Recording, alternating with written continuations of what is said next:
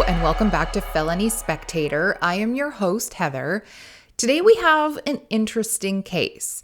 We're talking about the disappearance of Natasha Ryan. If you haven't heard of the Natasha Ryan case, there is an odd twist to it involving a well-known serial killer.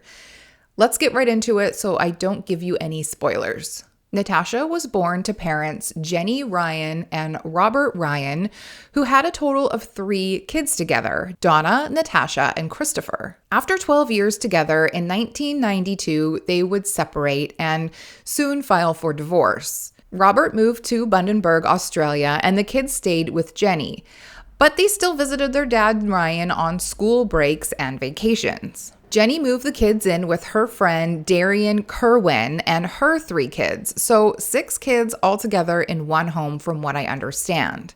Natasha hated this arrangement, and she also really missed having her dad around. It said she was never really the same after her parents separated. She became very depressed and started to become more rebellious at home and at school. At school, Natasha would eventually open up to the school chaplain, Marty Madsen, and inform them that she was feeling like she wanted to end her life. Marty tried to help her, but Natasha constantly complained of her home life. She just couldn't see a way out or how it was fixable. Then, in August of 1997, Natasha tried to end her life by cutting her wrists. Jenny, her mother, would tell people that her daughter was fine and she was just trying to get attention, which is really sad. The chaplain would be the one to take Natasha for a psychological assessment where Natasha would be prescribed medication for depression and anxiety. Like a lot of people, Natasha didn't take her medications regularly, and her mother also didn't take her to her mental health appointments, so she was still very depressed. Natasha explained to the chaplain that she wasn't getting any support at home and her brother Christopher was getting all the attention. Allegedly, there was also an issue with a friend of her mother's who would peep through the bathroom keyhole while she showered. Now, I don't know who that person was or if it's true, as it's also said that she did exaggerate and tell a lot of lies, which then created a sort of boy that cried wolf situation. While in school, Natasha was dating a boy named Ben Elkins. That relationship ended around March of 1998. Friends and school acquaintances said around the same time they broke up, Natasha admitted that she was pregnant. According to Natasha, the father of her child had a brain tumor and was not going to be in the baby's life. The father was not Ben. She was also doing drugs around this time, and some people were really worried about her unborn baby, but others assumed that it was another one of her lies and she wasn't actually pregnant. A few months later, in May of 1998, Natasha had a drug overdose while in the school counselor's office. The counselor was not in the office at the time, but found her sometime later. Natasha was rushed to the hospital and she was subsequently suspended from school for 20 days for using drugs at school. Natasha then transferred to North Rockhamptons High School soon after. After transferring, her grades fell and she would yell at the teachers and was in trouble for swearing and being disruptive all the time. When she wasn't in school, she started to hang out on the streets, buying drugs from strangers, and regularly drank rum and cokes. She also dabbled in selling speed to other students to support her personal drug habit.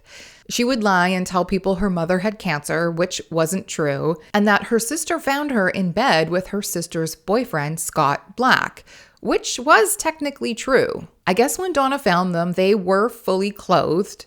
And Scott denied that anything happened. He said Natasha called him because she was too drunk to go home and didn't want to get in trouble, so he was only giving her a place to sober up. Donna didn't necessarily believe him, but she continued to date Scott afterwards. Scott Black, Donna's boyfriend, worked as a milkman.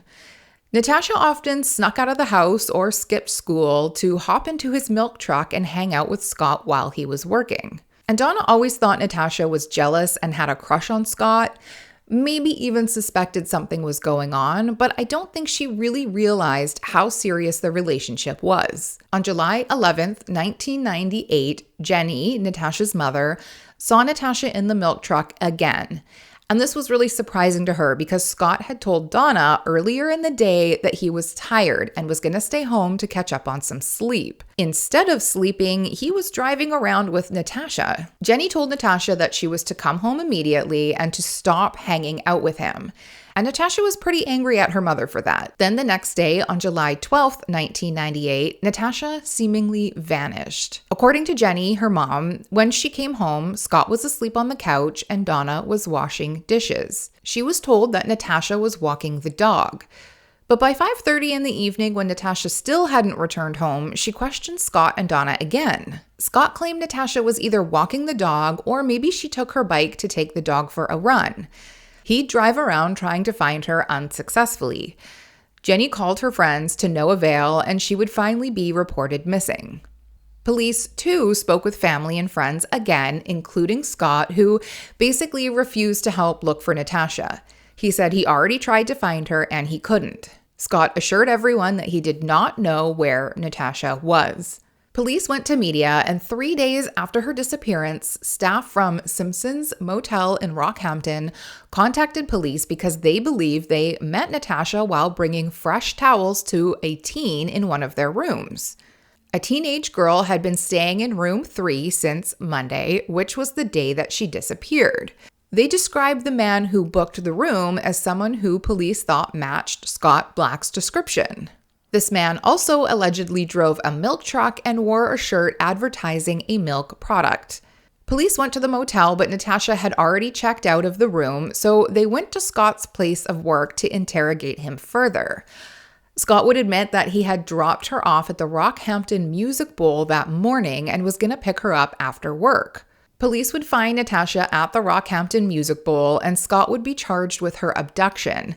But later, he would be fined $1,000 for the obstruction of an investigation. Now, Scott claims that he didn't abduct Natasha, but Natasha contacted him asking him for help and needed a place to stay. Scott checked her into a hotel to protect her, which Natasha corroborated. Now, why did she run away?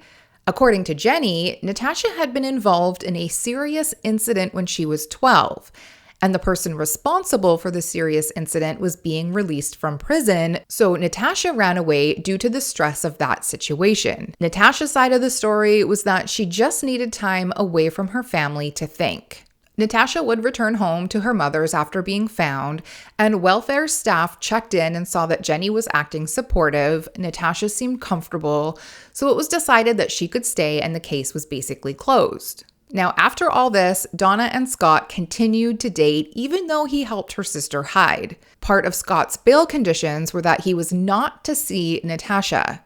He did not follow these bail conditions and continued to see her behind Donna's back. Natasha, again, was skipping school to be with him, and he even took Natasha to the movies. Now, Natasha never admitted that she was with Scott.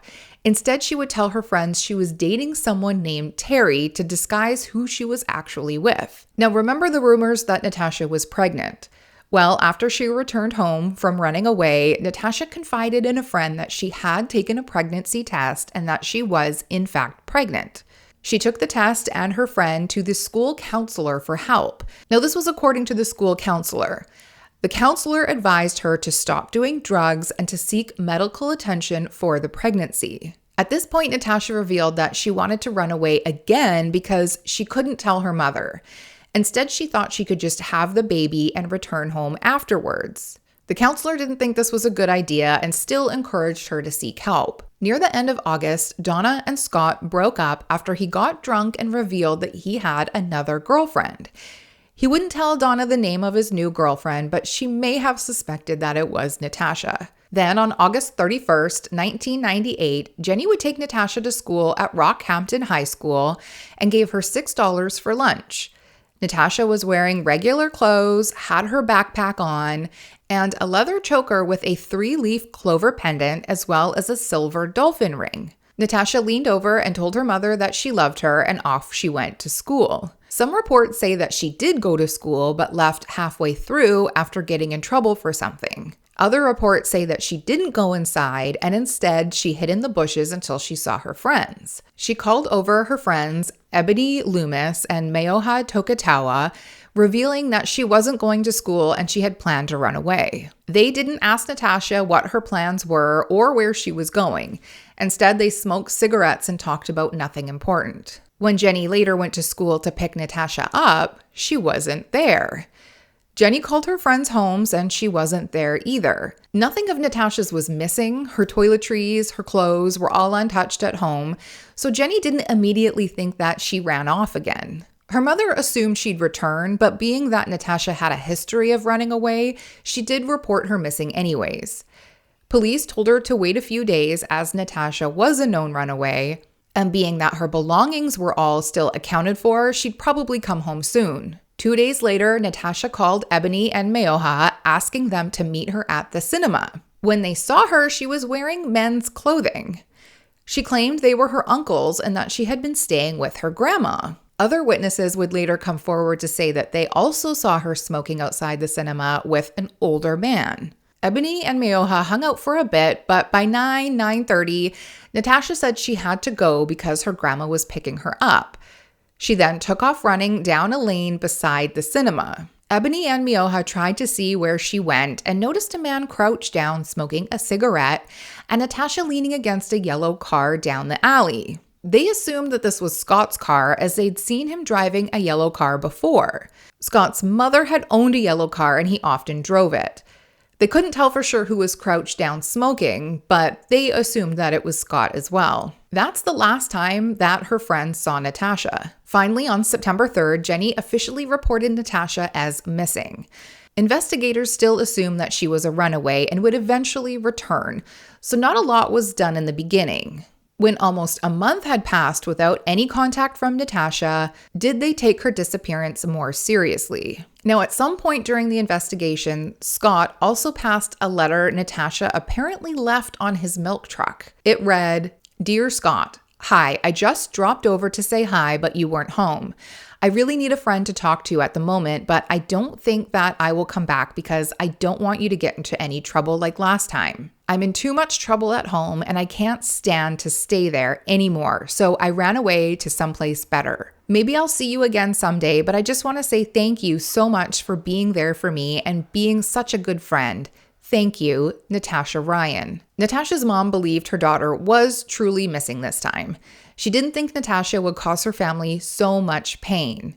The police, state emergency services, and volunteers from the community tried their best to find clues, and they organized search parties to try and find Natasha as well. Tips came in from locals, mostly leading to dead ends.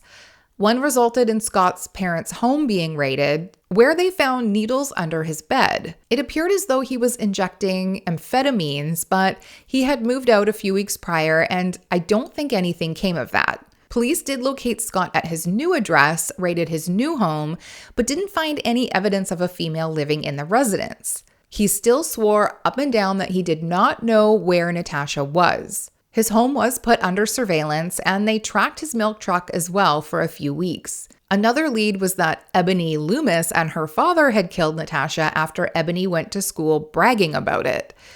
They were interviewed, but Ebony and her father were uncooperative and denied everything. Mayoha also became a suspect at one point because he lied about being with Natasha. Witnesses saw them together the day she disappeared, in which he denied. Mayoha has spoken out about his side of the story, which I won't get into too deeply, but he claimed he was actually the last one to see her alive. Allegedly, a week prior to her going missing, Mayoha was drugged by a man named Leonard Fraser.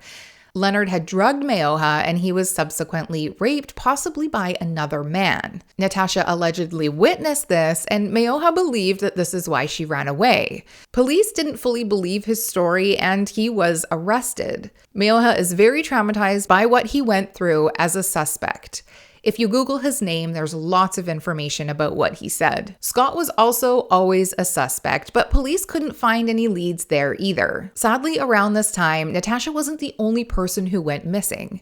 Other women were disappearing, and it seemed as though something much bigger was happening in Rockhampton. A friend of Natasha Ryan's, also named Natasha, last name Heel, would come forward saying that she was the last one to see Natasha. One day while she was walking with her brother along High Street near Berserker Street, She claims she saw Natasha and Leonard Fraser right before she went missing. Natasha Heel had known Leonard Fraser as well, as she had met him the year prior at a party. Natasha Ryan and Leonard were walking on their way to Kalka Shade Sports Grounds when they ran into Natasha Heel. Natasha Ryan pulled Natasha Heel off to the side and said that she thought Leonard was hitting on her and he was making her really uncomfortable. Natasha Heel could tell that Natasha had been smoking weed because her eyes were quite bloodshot. Now, Leonard was known to the local teens as someone they could score pot from, but the girls always had a bad feeling about him. He was older and odd, and nobody really felt comfortable around him.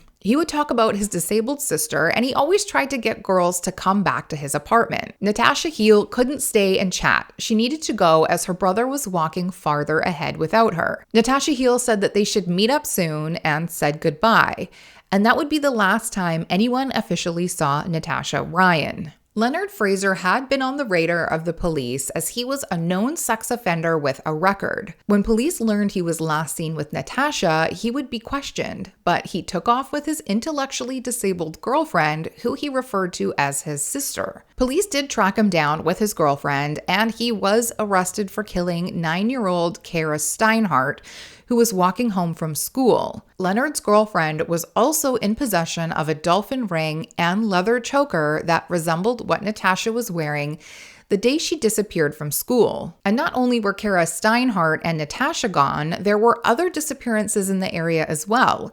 So police suspected Leonard to be a serial killer. Then, while awaiting trial for Kara's murder, Leonard made a confession to another inmate who was an informant about other killings in the area that he was responsible for. Police were then led to the remains of Sylvia Benedetti, 19 years old, Beverly Lego, 36 years old, and Julia Turner, 39 years old. It said he also confessed to murdering Natasha Ryan, although her body was never found. Leonard claims that he met Natasha at the cinema and attacked her. He hit her until she was unconscious, drove to the showgrounds, and murdered her. He then took her body to the Pink Lily Pond near the airport. Now, even though Natasha's remains were never found, Leonard would be charged with the murder of all 4 girls, including Natasha. He also knew information about Natasha, that she was allegedly pregnant and that she was having a hard time at home. I am going to do an entire episode just on Leonard Fraser, so we'll get into that in more detail, but for now, we'll just stick to Natasha's story. Now, as you can imagine, Leonard Fraser was all over the news when it was announced that he was charged with all of these girls' murders. Scott Black was also summoned to court to testify against Leonard and talk about Natasha's disappearance. He would tell the courts that he hadn't seen Natasha since the day that she went missing, which wasn't true. 8 days into the trial, in April of 2003, the Deputy Director of Public Prosecutions paused the proceedings and said, quote, "I'm pleased to inform the courts that Leonard Fraser is not guilty of the murder of Natasha Ryan. Natasha is alive," end quote. And it was true. Natasha was alive and well. She had been living with Scott Black for the past 5 years in isolation. The day she went missing 5 years earlier, her boyfriend Scott picked her up from school. Natasha claims she never meant to hide for so long. Everything had just snowballed. She was scared of her mother being angry, and then when police were searching, she thought she'd get into trouble or arrested. So instead, she hid. It said she doesn't look back and think she was a prisoner or that she was being kept hidden. She got to play housewife, she learned to cook, she took care of the home, exercised even, and enjoyed her time with Scott. Unfortunately, nobody knew she was there, and she didn't want people to know she was there. So she kept herself in complete isolation.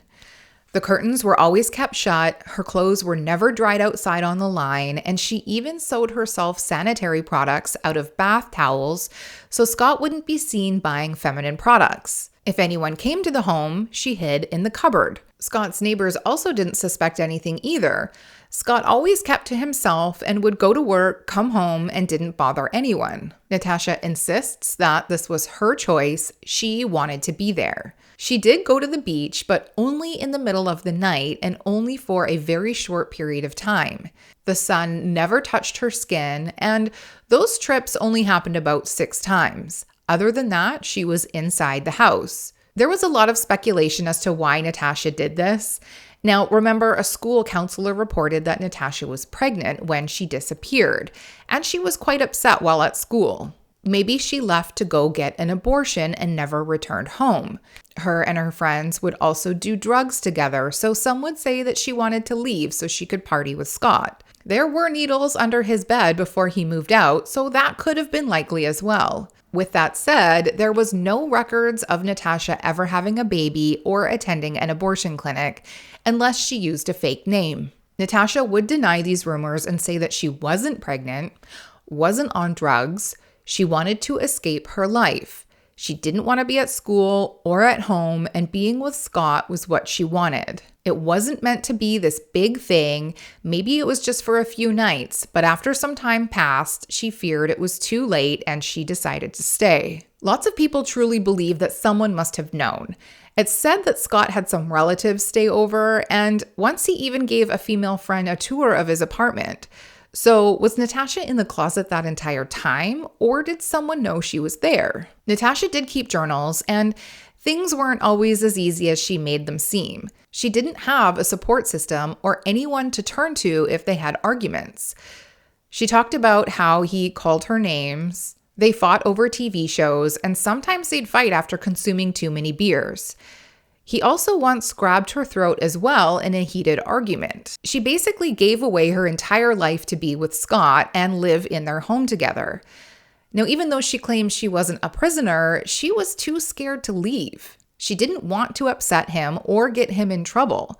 After all, he was charged last time she took off. Her only lifeline to the family was a scrapbook she created with media clippings. Lots of articles on her disappearance and her family speaking to media. She also had articles on her mother getting remarried and then articles on her murder. When Leonard Fraser was charged with her murder and the trial was set, Natasha realized she had to do something. She was also feeling guilty that Scott had to testify at Leonard's trial, that the last time he saw Natasha was the day she disappeared 5 years earlier. So here's Scott going along with this narrative that she was murdered by a serial killer, all the while she's hiding in his home. It just became too much. She didn't like that Scott was lying, and she was presumed dead. Natasha didn't know what to do, so she first made a call to a kids' helpline and claimed to be a person named Sally and that she had run away from home. She saw that someone was being charged and she needed help to get home but didn't know what to do. Now, the operator tried to get her help and give her the confidence to do the right thing. The operator at the kids' help phone also spoke with their supervisor, who went to police, but that report fell through the cracks because at the time, there wasn't much information linking Natasha to the caller. Then an anonymous letter came into the police to say she was alive and secretly living in Scott Black's house. The note also provided a phone number for authorities to reach her at. The writer of the note ended up being her ex, Ben Elkins. Natasha had called him a year prior for advice on what to do and how to get home. Ben consulted a lawyer who informed Ben that Natasha wouldn't get in trouble and she should just go home. But Natasha then changed her mind and decided to stay with Scott. The lawyer didn't know of the Leonard connection at this point, as it was a year prior, so there wasn't an urgency to get help. Once police received Ben's note, they would go and speak with Scott again. He first refused to let police in his house, but after some persuading, he allowed them to walk through the home, still insisting that she wasn't there. They would find her in the closet, hiding and seemingly scared, but also saying she didn't want to leave the home. She seemed very confused. Natasha's family were all shocked. They had all accepted that she was dead. On Natasha's 17th birthday, they held her memorial service and grieved her. They were moving on and now getting justice seeing Leonard on trial. To them, seeing Natasha for the first time was like seeing a ghost. Now, Scott would end up spending 12 months in prison for perjury over the evidence he gave during Leonard's trial. He was also ordered to pay $16,740, which was a very small portion of the 6 figures it cost to find Natasha. Natasha was also made to testify in Leonard's trial that she was alive. During the trial, she denied ever knowing or meeting Leonard. She also denied ever owning a choker or the dolphin ring that was in Leonard's girlfriend's possession, even though her sister had the identical ring. She also denied ever telling her counselor that she was pregnant. Natasha refused to answer questions on why she ran away. She also said she was never that close to Ebony or Mayoha. Police had their theories because it was just too weird that Leonard Fraser had her jewelry and knew she was pregnant. There was also sightings of her with Leonard. So they believe that Leonard was hiding her in the beginning or assisting her before she ran off with Scott. This would explain the men's clothes that she was wearing at the cinema because Scott was way too big for her to wear his clothes. Scott also lived with his parents when she disappeared, so how did she get in and out of the house unnoticed? Natasha would be fined $1,000 for causing a false police investigation. And this wasn't too terrible for her because almost immediately from coming out of hiding, Natasha sold her story to several news outlets. It said she earned money from 2020, but Australia has a law saying that someone involved in an illegal act is not to profit from media. So it's assumed that money went to her mom as beneficiary. It's also said that there was a $120,000 contract with PBL, and later she would earn $200,000 from Women's Day for her story and exclusive photos from before and after her wedding. Yes, Scott and Natasha got married. In the Women's Day article, she claims that she wanted to shed her surname Ryan. She didn't want to be known as the girl in the cupboard and wanted to start her life over. She has also said that she's never going to go public to fully explain why she left. She also went on to say that it doesn't matter anyways because she feels like no matter what she says, it won't be good enough for the pain that she caused her family. Natasha also felt bad that Scott got punished because she felt as though he was just trying to protect her. They did marry in 2008 in Byfield, Queensland, and it's been reported that she has 4 kids with Scott now. She still lives in Australia, but goes by Tash Black, and it looks like she's also a nurse. Some people are pleased that Natasha and Scott remain together and think their love is so strong that they can endure anything. My thoughts? This case is kind of wild to me. I don't understand why there wasn't a more severe punishment for Scott. Natasha was only 14 years old, barely a teenager when she made the choice to leave home and hide. Now, it's not illegal to run away in Australia, but 16 is the legal age of consent, so they were already breaking the law even before she ran away. Also, at the age of 14, you're not really mature enough to make rational decisions. She might say Scott had nothing to do with her running away, but I don't know. He was 21, he knew better. A 14-year-old can be very easily influenced and manipulated, especially by someone they think they love. She fully trusted Scott. To me, Scott was a predator and he's gross. He cheated on his girlfriend to be with her much younger sister, then allowed Natasha to live with him. He lied to her family and he lied to police several times. I don't think it should matter that she claims it was her choice to leave. He went to great lengths to make sure she was never spotted. He was hiding a child, and I'm sure he encouraged her to stay and that he'd take care of her. What was the plan? That she would just hide until she was ready? In Australia, 18 is considered an adult, but she freed herself at 19, so I don't know why she didn't come out sooner. And what if Leonard wasn't charged? Would she have just hid forever? In the end, I guess it doesn't matter. Her and Scott went on to get married and have kids together, but I do hope she's gotten a lot of therapy because what she did and what she went through is not normal. It's also wild that she was connected to serial killer Leonard Fraser. Now remember, I will be doing an episode on Leonard Fraser as well, so stay tuned for that. What do you think of Natasha's story and Natasha and Scott? Should they have been punished a bit more, or does it matter because they stayed together and still love each other? Or what are your thoughts on the whole situation? That's it for today. Thanks again for joining me here at Felony Spectator, and we will see you again soon.